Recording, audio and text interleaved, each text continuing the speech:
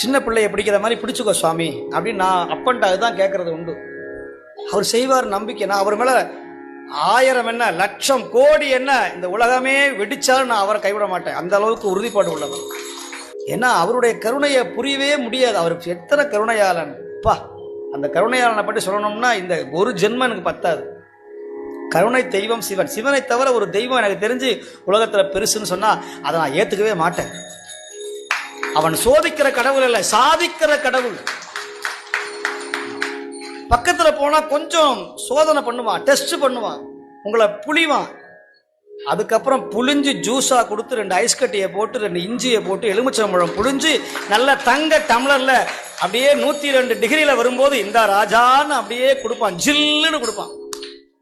அப்படி சாப்பிடும் போது வாயில அப்படி அப்படின்னு வரும் பாருங்க, அந்த தான் அவன் நிற்பான்.